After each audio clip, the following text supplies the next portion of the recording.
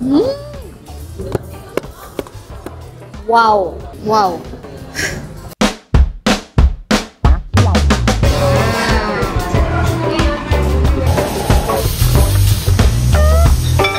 Ito na lang yung top 1 ko.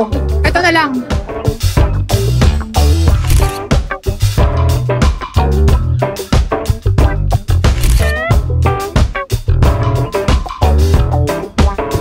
I would say, deserve nila na mabigyan ng Michelin. Deserve nila na ma-recognize.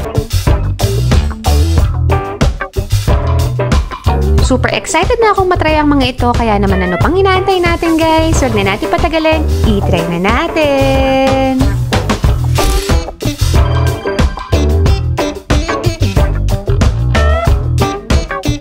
So, nandito tayo ngayon sa lugar ng Tomas Morato Corner Scout Castor para tikman yung authentic Southern Mindanao cuisine. Kaya tara, samahan niyo ako.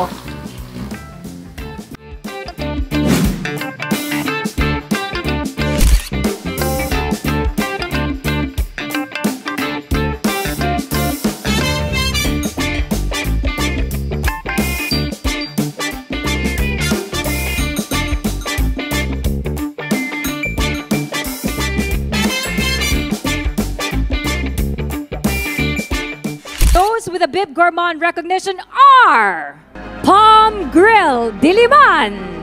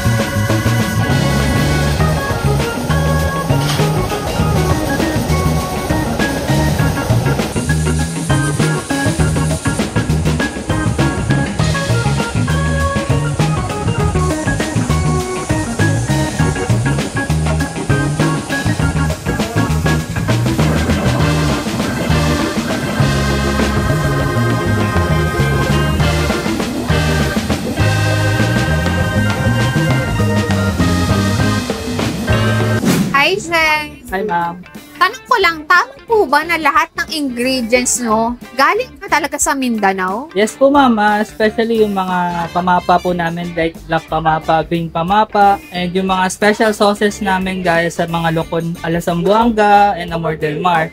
So, galing po talaga sa Zamboanga. So, wala po kayo mabibili dito sa Metro Manila. So, ini-import pa siya galing Zamboanga. Pinapadala Wow! po sa So, amin. if ever maghahanap sila or mag-crave ng authentic na Mindanaoan Yes, or ma'am. So, Southern Mindanaoan cuisine, yes. wala silang ibang pupuntahan Wala po kundi talaga. dito talaga. Dito, dinala po dito sa Metro Manila yung cuisine ng Zamboanga para hindi na po tayo pumunta ng Zamboanga. Oo nga Para lang naman. matikman yung mga pagkain nila. Pinadali na para sa mga Pilipino. Opo. Ito lang po yung authentic restaurant dito sa Metro Manila na nagsaserve ng tausog food sa Mindanao. Thank you, Chef. Pasensya na, hindi na kita istorbe kasi sobrang daming tao na sa labas. Yes. Thank you ma'am. po. Thank you, ma'am. Bye-bye. Thank you po.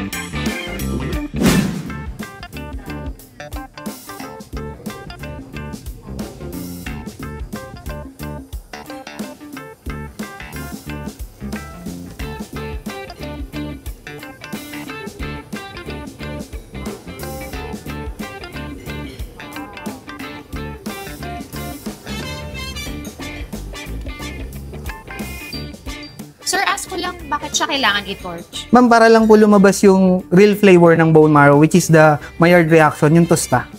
Hi ma'am, ito po yung pampano namin, deep fried pampano with sambal sauce. Ito naman po yung lukon ala Sambuanga namin, prawn with special alabar sauce, which is the Montaño.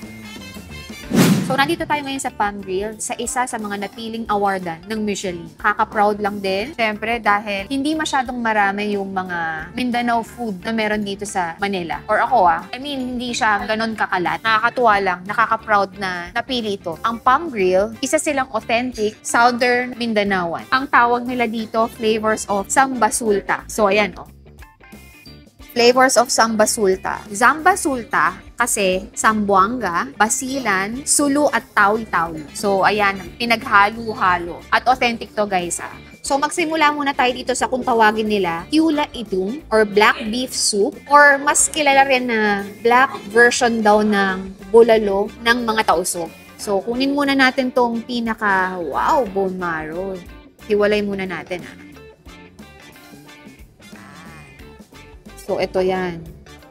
Haluin muna natin. Yan yung mga beef.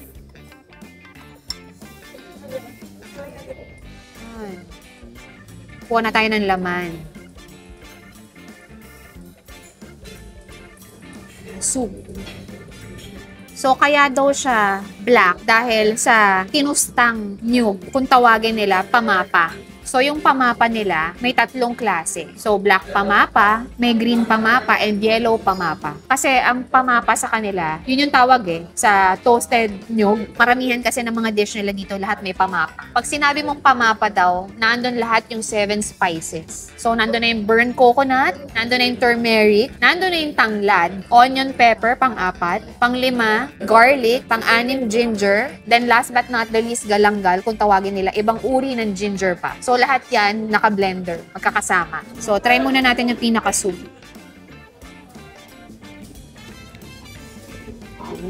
Tama nga yung sabi nila, no? Black version to ng bulalo. Kasi similar talaga sila ng bulalo. Lasang-lasa mo yung richness nung pagkapaka. Tapos, sinamahan lang nung charcoal taste nung nyug. Very unique. Sarap. Sobrang rich yung lasa. Try naman natin yung pinaka kasamang baka.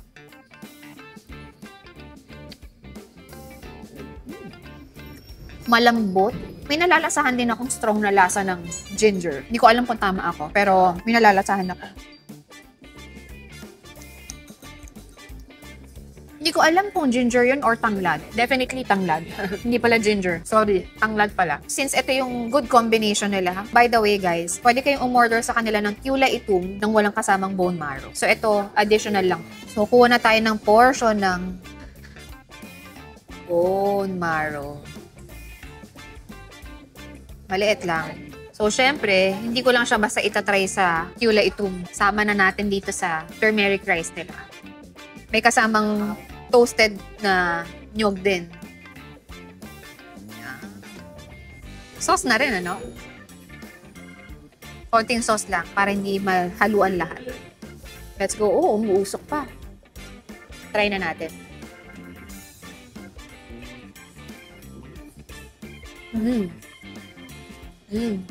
Wow! Grabe yun.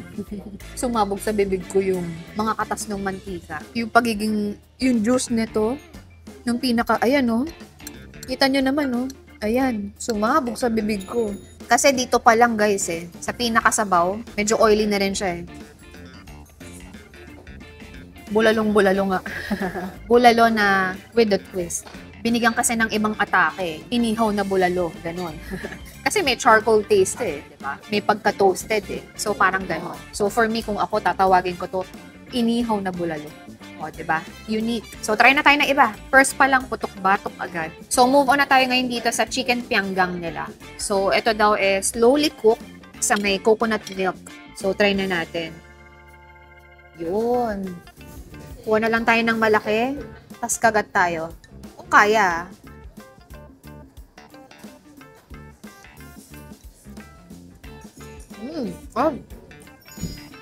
Ang cute ng lasa niya. Galing. Kasi, kumain ka ng chicken na dish, tapos hinaluan ng latik. Galing, no? Very unique. Okay din pala. So, medyo may buto kasi dito tayo sa kabila. Hanap pa tayo. Ayan, may balat. Okay, so dito tayo sa isa. Ang galing ng idea. Ang galing, ha? Siyempre, huwag natin palagpasin yung turmeric rice. Sa dalawang na-try natin, ito yung pinaka nagustuhan. Relax lang tayo, guys, kasi ang dami pa natin itatry. Okay, so move on na tayo para hindi masyadong, kasi masyadong marami pa tayo itatry. So, ito naman, next natin, chicken belachan. Kung tawagin nila. Okay, so grilled chicken to na marinated sa turmeric and shrimp paste. So, yan. Kung makikita nyo kanina, ito yung iniihaw. Wow. Galing, no? Yung unique ng mga idea nila. Not the usual na makikita or matitikman mo sa Manila. Very rich yung culture nila. So, ito daw talaga yung original Filipino food na walang kahit anong impluensya ng kahit anong bansa. Original talaga. Let's go.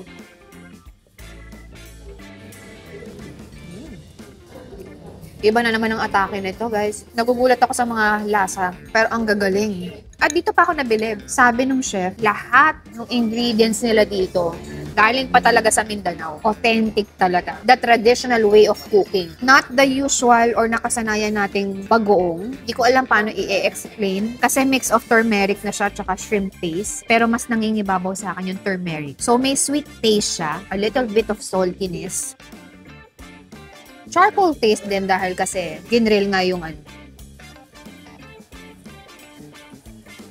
Very unique, grabe. Nakakatatlo pa lang tayo. Siyempre, with matching turmeric rice. So, ito naman, I think dito, hindi ko sure kung may kakaibang lasa tayo matatry kasi breaded egg lang naman siya. Or kung tawagin nila, devil's egg.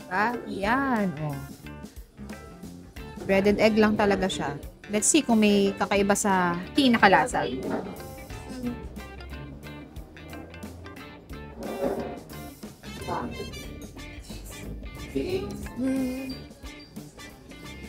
Breaded egg lang. So, para lang siyang boiled egg na nilagyan mo ng breadcrumbs. I don't think wala na ako ibang masasabi. Okay siyang pangpapak. Pwede rin i-rice, pero I think mas pangpapak siya. Since na-try na natin yung pinaka-turmeric rice nila, move on na tayo dito sa Kalia Puso.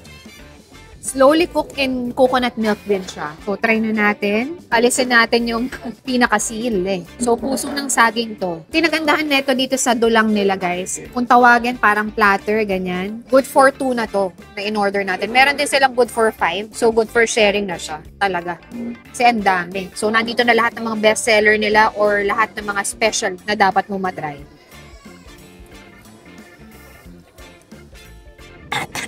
Anghang. Nakakagulat lang yung anghang niya kasi hindi naman ako ganun ka-expert sa mga spicy na mga food. Pero masarap yung kick niya. Yung ganitong klase, para lang din siyang laing. Similar. Hindi ko naman sinabi exactly para siyang laing. Similar. Medyo malapit. Ng konting-konti lang. Even the taste. Yung mga lasa nila, guys, parang walang same. Iba-iba yung atake, which is good. So, nandito pa lang sa pinaka-platter nila or dulang, kung tawagin. Worth it matry. Hindi mo na kailangan umorder, pero pwede rin kung group kayong pupunta na marami talaga. Pwede kayo yung malalaking plating, either bagay sa pulutan or perfect i-rice. Kasi maanghang siya, so kailangan mo ng pambalanse. So, move on na tayo. Last na tayo dito. So, dito naman, last dito sa ating dulang, ito yung beef korma kung tawagin. So, para siyang curry. Yan. Para siyang beef curry daw. So, may beef siya with potato. So, try na natin. Beef with potato. Ang kinagandahan ng mga serving nila dito, guys, just the right serving. Like, for example, 2 kayo. Sakto lang naman yung serving. Not 2 men. So, yung 5 serving nila, mas marami. Let's go.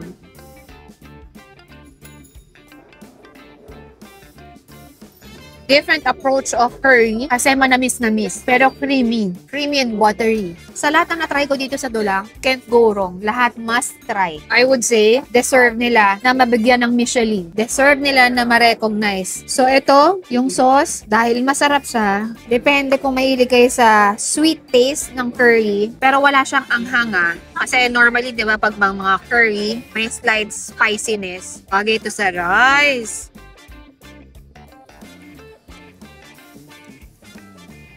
Mas naging bagay pa sa rice. Natapos na natin tong dulang. So far, walang tapon. I have to be honest. Sa lahat ng dulang, Ito lang yung parang so-so. Kasi parang normal lang. Ano lang siya? Breaded lang and boiled egg lang. Pero okay din naman. Not bad. Thumbs up pa rin. Huwag na natin patagalin pa. Balik na natin to. Move on na tayo dito sa dalawang. Nag-extra order pa tayo. So, ito yung pampano with sambal. Sambal, medyo familiar siya sa akin kasi nagpunta na kami sa Malaysia or kahit sa Singapore. Naririnig ko siya or natatry na namin siya doon. So, ayan. Deep fry siya. Kanina crunchy siya pero syempre, as a food vlogger, ang dami mong kailangan shot na gawin kaya medyo malamig na siya. That's normal as a food vlogger. Pero good thing doon kung masarap, masarap talaga. Alam nyo guys kanina pagdating namin dito, 2 tables pa lang ang nandito. Ngayon, kasi dinner time na, ayan, puno na.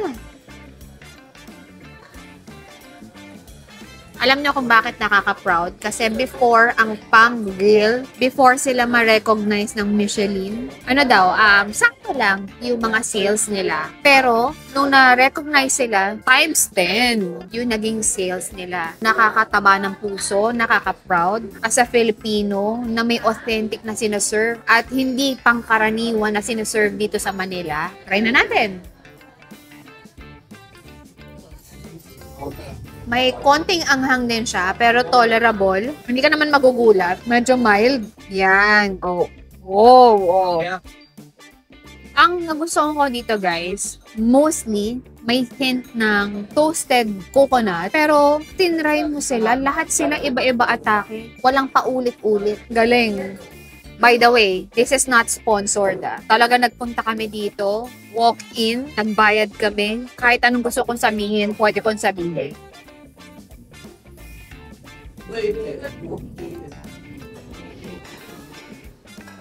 So, yung sambal taste, bibigay siya ng anghang, may pagka-salty siya. Hindi ko siya marerelay sa parang bagoong. Visually, parang bagoong siya. Good to order din. Especially guys, pag nag-order kayo, masarap kainin to ng mainit. Kasi kung makikita nyo naman kanina nung niluto, napakalutong. So, move on tayo. Last but not the least. Tingin ko dito magkakamay ako. Gusto ko enjoyin yung shrimp. Kasi itsura pa lang. Tsaka kanina, nung inamoy ko to, ang bango-bango. Let's try first before yung sauce. Kasi pagdating sa shrimp, gusto ko yung sinisip-sip yung ulo eh. Lagyan na rin natin ng sauce.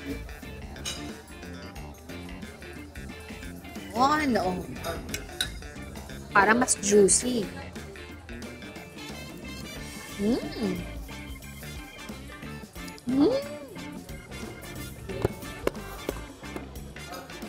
Wow. Wow. Alam nyo, sulit dito guys Imagine ninyo, 2017 na sila dito. Ngayon lang sila nabigyan ng break. Let's go! Yun. Isang buong subo na to. Oh, grabe. Ang sarap ng sauce nito.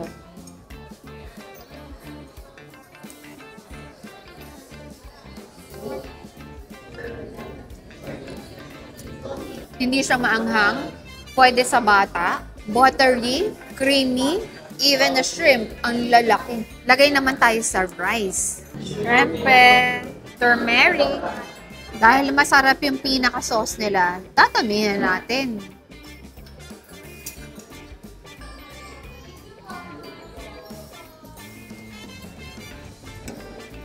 Lahat, iba-iba yung atake talaga. So, talagang kailangan lahat matry nyo. Iba kasi pag Filipino food, mapaproud ka. At dahil last na natin itong titikman, naparami yung subo ko. Enjoyin na namin to guys. Kawawa naman si Carter kasi kanina pa takam na takam. Gusto nyo nang itry to. Enjoy na namin to. Mag-date muna kami dito. Kung ready na kayo, move on na tayo sa next stop natin. Excited din ako doon. Ayan ang love ko. Ine-enjoy yung mga natira. Kasi ang dami kong tinikman eh. Talagang siya yung taga-ubos ko. So, nandito na tayo guys sa second stop natin na napasama sa Michelin. So, inabot na tayo ng gabi at kung makikita nyo naman, ang haba ng pila. excited na rin ako matry at malaman kung bakit siya napasama sa Michelin.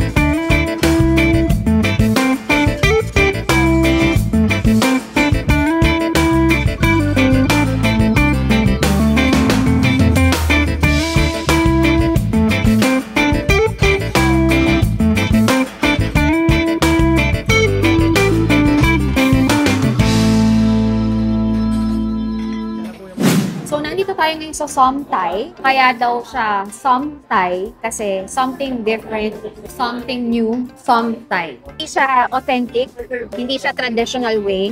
Nag-incorporate ng pasok sa panlasang Pinoy. So, sabi ni Chef, local daw lahat ng ingredients pero yung concept Thai. With a twist na. Nagdagdag na sila. So, modern style na. Okay, so excited na ako matry ito kasi nakakatuwa at nakaka-proud din sa Filipino na dahil napabilang siya sa Michelin. So mag-start na tayo dito sa pork krapao.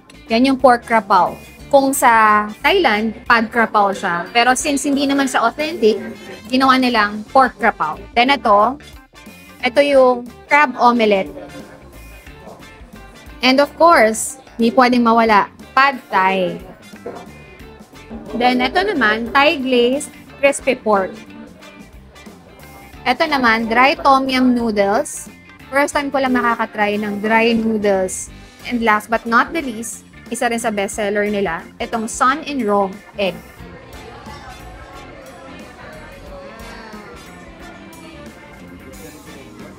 Na nakita nyo naman kanina, yan. May ginagawa silang showmanship kung tawagin. Saan tayo magsisimula? Naguluhan na tayo kasi mukhang lahat masasarap. So, ito na muna unahin natin. Slice na lang muna tayo. Try na natin. Unang bite pa lang natin. Excited na ako.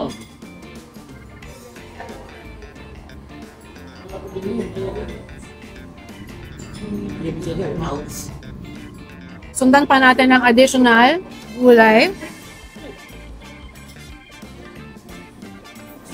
Nasa isang dish pa lang tayo, naiintindihan ko na bakit sinabi nila na something new sa binigyang twist na Thai. Kasi meron siyang kick ng anghang, very very light, at yung tamis niya pasok sa panlasa mga Pinoy. So move on na tayo. Sarap yung pagkatamis niya. Tsaka, ayan o, crispy talaga siya.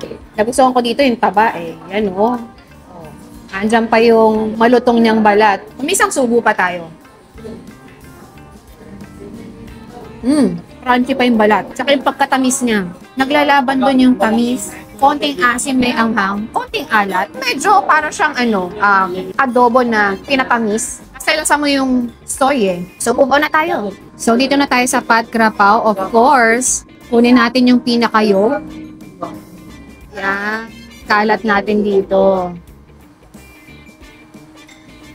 Equally divided.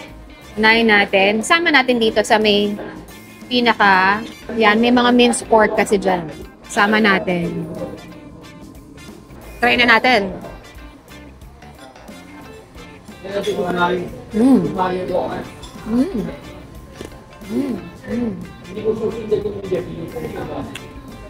Grabe yung lutong. Again, may slight spiciness ulit. Nalagsahan ko rin yung soy niya. Tama yung kwento ni Chef. Kasi yung luto netong dito sa pork na giniling, pasok siya sa panlasa ng Pinoy. Yung niluluto sa bahay na paano natin lutuin yung mga giniling natin na pork. Hindi siya yung mas spice na alam mong galing ibang bansa.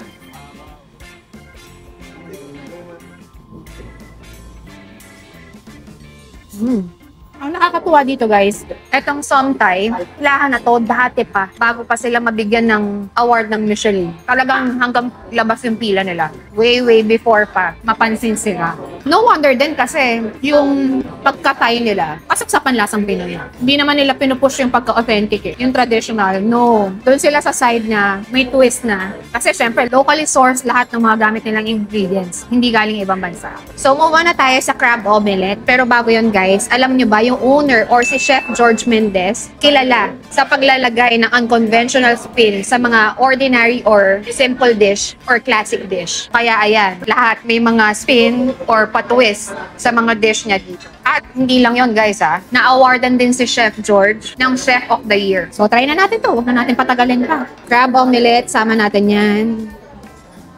Nakita ko kanina nagbuo sila dito ng oil. Shrimp oil daw yan. So, I guess, magkakaroon ng konting taste ng shrimp. So, ayan yung rice. Ayan yung rice niya. So, sa loob, meron na rin, no? Dami, So, try na natin. Woo!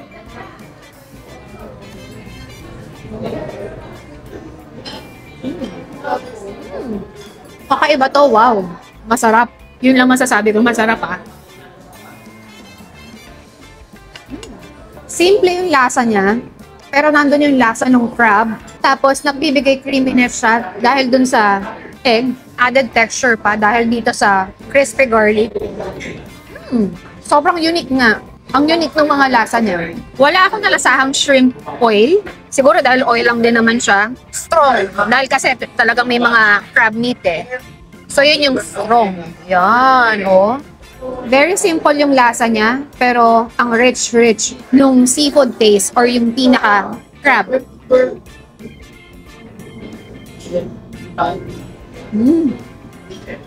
Sa tatlong tinry ko, ito yung pinaka-panalo for me. Mas dito ako nagulat sa lasa.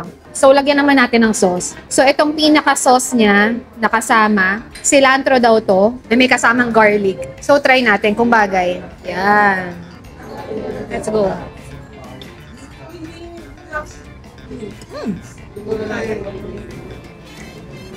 Strong yung cilantro taste niya. Manamis-namis. Nandun yung konting nabibigay na anghang ng garlic. So, I think baka raw yung ginamit nila dito. Sarap din. So, pag kinain mo to as is, okay na. Pero pag sinamahan mo ng sauce, mas nagle-level up. Nagbibigay tamis siya. Pero kung hindi ka mahilig sa cilantro, so tingin ko, kung hindi kayo mahilig sa cilantro, baka ito na yung time magustuhan mo. Kasi ang ganda ng mix nila Ganda ng combination ng garlic, yung anghang ng garlic, tsaka yung cilantro. Na may matamis pang binibigay. Sobrang sarap niyan for me. So, move on na tayo sa sun and raw egg. So, ito yung white egg. Cut na natin. Yun. So, naano na niya, nasip-sip niya na yung pinaka-yolk kanina. Yan, lagyan natin ng sauce. Try na natin.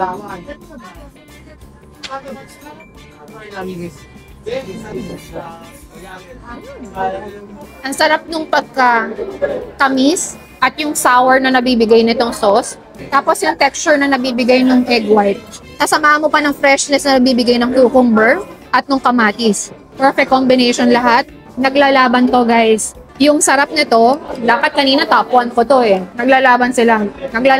Kasi gusto ko yung tamis na nabibigay nito tsaka asim Tapos unique yung lasa niya na first time ko lang na-try. Tandaan nyo pagkakain kayo dito, try nyo tong dalawa. Sun and raw egg. Ito masarap talaga. Tapos ayan may mga sibuyas pa. Ang galing. Very smart si Chef. Ang galing ng mga pasabog niya dito. Perfect na perfect. Panalo sa akin.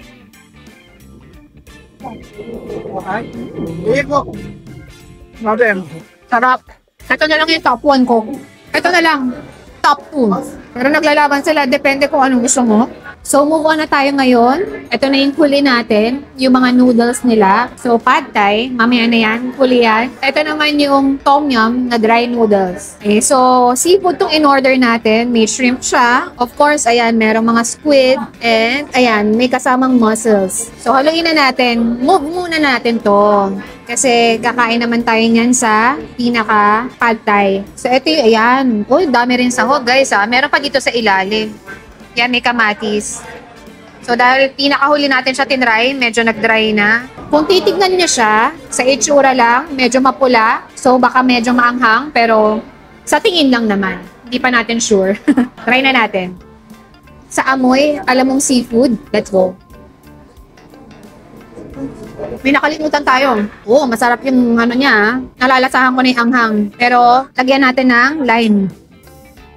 Nakalimutan ko. So basically, lasang tom yum siya, literal, na sinipsip nung pinaka-noodles lang. Nandun na yung pinaka-lasa niya. So walang sabaw, literal. Pero yung lasa ng tom yum, nandito na. Ang galing. Let's go. Try natin with kasamang lime.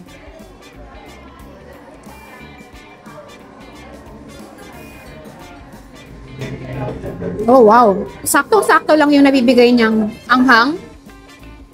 Malaking bagay na naglagay tayo ng lime kasi nag-a-add siya ng citrusy na taste. Pero actually, itong lasa ng pagka-tom yum niya, similar dun sa lasa din ng authentic na tom yum na with soup.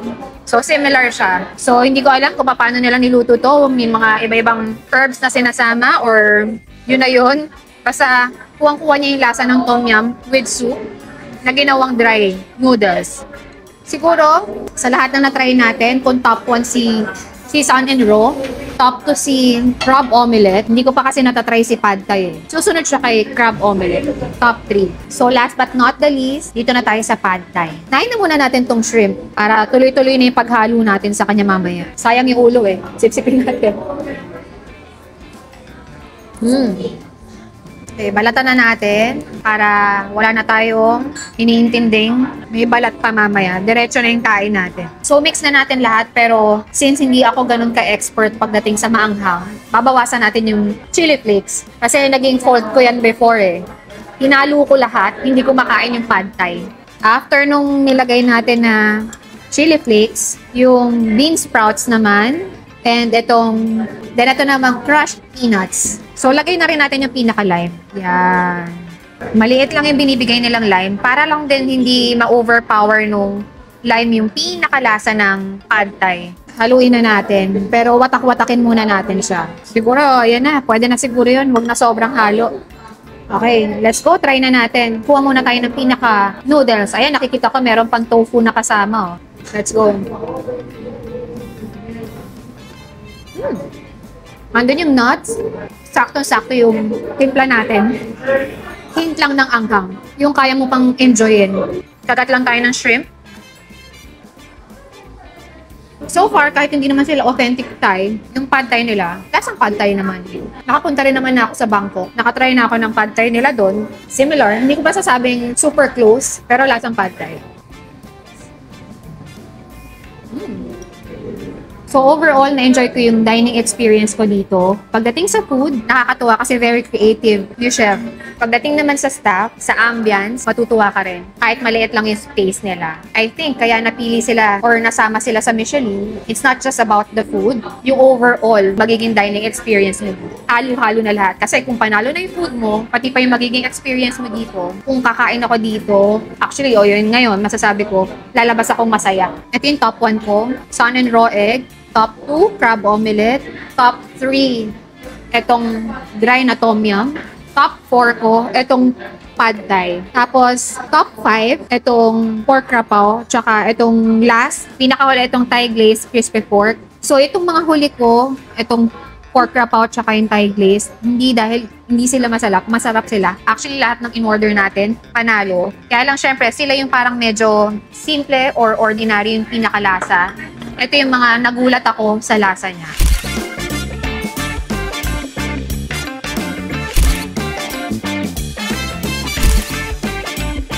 So, tapos na tayo sa Somthai. Ang plus points pa sa akin dito, guys, napansin ko yung mga staff nila very attentive, approachable, knowledgeable sila sa mga sinaserve nilang dishes. Na-explain talaga nila every time may question ka. So ayan, tapos na tayo dyan. Pero tingnan nyo naman, hanggang ngayon may pila pa din. Ang galing, nakaka-proud. So dito na magtatapos ang ating mga na-try na mga nasama sa Michelin. So let me know kung gusto niyo pang mag-try tayo ng ibang mga napasama sa Michelin. Thank you guys for watching. Sa mga hindi pa nakaka-subscribe, subscribe na kayo. And don't forget to comment din sa mga gusto niyo pa i-recommend sa akin. Bye! So, syempre, lagyan na rin. So, syempre, lagyan na rin. So, syempre, lagyan na rin. Hindi ko kaya bulol.